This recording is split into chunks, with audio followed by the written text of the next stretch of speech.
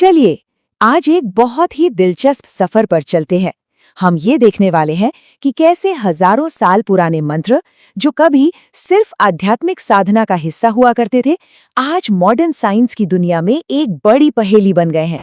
Screen पर जो ये शब्द दिख रहे हैं, ये एक बहुत पुराने बौद्ध ग्रंथ से लिए गए हैं। अब सुनने में तो ये शायद बेमतलब लग सकते हैं, है ना? लेकिन असल में इन ध्वनियों के पीछे एक गहरा मतलब और एक मकसद छिपा हुआ है। ये सिर्फ शब्द नहीं है, बल्कि एक प्राचीन तकनीक की चाबी है। और यहीं से एंट्री होती है धारिणी की। धारिणी एक तरह से इन प्राचीन बौद्ध मंत्रों के पीछे छिपे हुए कोड को समझने का जरिया है। ये सिर्फ मंत्र नहीं, बल्कि ज्ञान का एक ऐसा भंडार है जिसे आवाज की शक्ल में संभाल कर रखा गया है। धारिणी शब्द का मतलब ही इसके काम में छिपा है।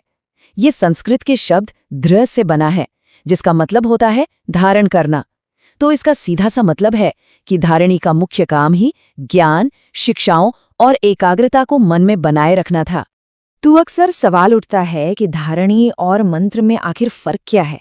देखिए, धारिणी आमतौर पर लंबी होती हैं और ये किसी पूरी शिक्षा या सूत्र का सार एक कोड की तरह अपने अंदर रखती हैं। वहीं मंत्र छोटे हो सकते हैं, जैसे किसी देवता का बीजाक्षर, और उनका शब्दशः मतलब समझना हमेशा जरूरी नहीं होता। तो कह सकते हैं कि धारिणी एक तरह का आध्यात्मिक शॉर्टकट। धारिणियों का इस्तेमाल कई अलग अलग कामों के लिए होता था। ये सिर्फ याद रखने में मदद नहीं करती थीं, बल्कि इन्हें एक सुरक्षा कवच, पुण्य कमाने का जरिया और गहरी एकाग्रता यानी समाधि पाने के लिए भी इस्तेमाल किया जाता था। मतलब ये एक मल्टीपर्पज स्पिरिचुअल टूल की तरह थीं। और ये कोई नई चीज नहीं है। इसका इतिहास दूसरी सदी ईसा पूर्व तक जाता है। लेकिन सबसे हैरान करने वाली बात 8वीं सदी में सामने आई, जब कोरिया में मिली धारिणियों को दुनिया का सबसे पुराना प्रिंटेड टेक्स्ट माना गया। सोचिए, छपाई की शुरुआत ही धार्मिक ज्ञान को बचाने की कोशिश से हुई थी। तो चलिए अब इतिहास से निकलकर सीधे चलते हैं साइंस की लैब में। हजारों साल की आस्था तो ठीक है, पर अब सवाल ये है, क्या इन पवित्र ध्वनियों की शक्ति को वैज्ञानिक तरीके से मापा जा सकता है? जब हम इन्हें विज्ञान की नजर से देखते हैं, तो आखिर हमें पता क्या चलता है? चलिए ओम मंत्र का उदाहरण लेते हैं, जिसे कई मंत्रों का मूल माना जाता है। स्क्रीन पर जो तस्वीर है, वो इसकी ध्वनि तरंगों का स्पेक्ट्रल एनालिसिस है, यानी आवाज को उसके अलग अलग हिस्सों में तोड़कर देखना। इसमें साफ साफ अ, उ और म की अलग अलग तरंगें दिखाई दे रही हैं। मतलब ये सिर्फ एक आवाज नहीं, बल्कि एक पूरी प्रक्रिया है। और जब ओम का जाप किया जाता है, तो ये 136.1 हर्ट्ज की आवृत्ति पर कंपन करता है। कमाल की बात यह है कि यही फ्रीक्वेंसी प्रकृति में कई चीजों में पाई जाती है। ये एक तरह से ब्रह्मांड की धुन से जुड़ने जैसा है। तो होता क्या है जब कोई ओम का जाप करता है? चलिए समझते हैं। सबसे पहले गले में एक कंपन होता है। ये कंपन वेगस नर्व नाम की एक बहुत ही जरूरी नस को एक्टिवेट करता है। ये नस शरीर से दिमाग तक जानकारी पहुंचाने वाले एक हाईवे की तरह है, जो दिमाग को एक सिग्नल भेजती है, जिससे हमारा इमोशनल सेंटर यानी लिम्बिक सिस्टम शांत होने लगता है। और इसका सीधा नतीजा ये होता है कि मंत्रोच्चार दिमाग के उन हिस्सों को शांत कर देता है जो तनाव और डर जैसी भावनाओं को कंट्रोल करते हैं। ये एक तरह से दिमाग के लिए रीसेट बटन दबाने जैसा है। और ये असर दिमाग के कई बहुत जरूरी हिस्सों पर होता है, जैसे कि डर और गुस्से को कंट्रोल करने वाला एमिगडाला, यादों को संभालने वाला हिप्पोकैम्पस और भावनाओं को रेगुलेट करने वाले कई दूसरे सेंटर्स। इन सभी में एक्टिविटी धीमी पड़ जाती है। ये हमारी भावनाओं पर एक तरह का बायोलॉजिकल कंट्रोल है। पर बात यहीं खत्म नहीं होती।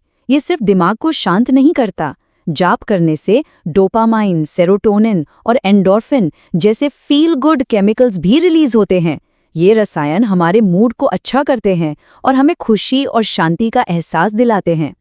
तो ये सब कुछ हमें एक बहुत ही दिलचस्प मोड़ पर ले आता है, जहां प्राचीन परंपरा और मॉडर्न मेडिसिन हाथ मिला रहे हैं। ये ज्ञान सिर्फ आध्यात्मिक ही नहीं, बल्कि हमारी सेहत के लिए भी बहुत जरूरी है। एक तरफ तो हजारों सालों का विश्वास और लोगों का अनुभव है, और दूसरी तरफ है fMRI और EEG जैसी मशीनें, जो इन अनुभवों को साइंटिफिकली साबित कर रही हैं। मॉडर्न साइंस आज वही कह रहा है जो प्राचीन परंपराएं सदियों से जानती थीं। और इसी को समग्र स्वास्थ्य दृष्टिकोण या होलिस्टिक हेल्थ अप्रोच कहते हैं।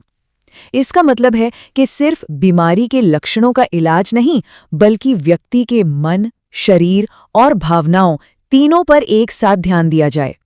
और इसमें पारंपरिक प्रथाओं को मॉडर्न मेडिसिन के साथ मिलाया जाता है। और इसके जो फायदे हैं वो वाकई कमाल के हैं। तनाव कम करने से लेकर एंग्जाइटी और डिप्रेशन में मदद करने तक, एकाग्रता बढ़ाने और यहाँ तक कि हाई ब्लड प्रेशर को कंट्रोल करने में भी ये मददगार हो सकता है। ये सिर्फ एक आध्यात्मिक अभ्यास नहीं, बल्कि एक शक्तिशाली वेलनेस टूल है। तो आखिर में हम कह सकते हैं कि मंत्रोच्चार सिर्फ कोई आध्यात्मिक क्रिया नहीं है, ये हमारे नर्वस सिस्टम को कंट्रोल करने का एक वैज्ञानिक रूप से साबित हो चुका तरीका है।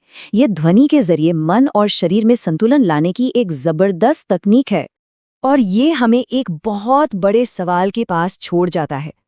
जैसे जैसे साइंस पुरानी परंपराओं की बातों को सच साबित कर रहा है, तो हमें सोचना होगा कि हमारी अपनी संस्कृति में और कौन-कौन सी ऐसी प्रथाएं छिपी हैं जो आज की जिंदगी की मुश्किलों का हल बन सकती हैं। शायद जवाब हमेशा से हमारे सामने ही था।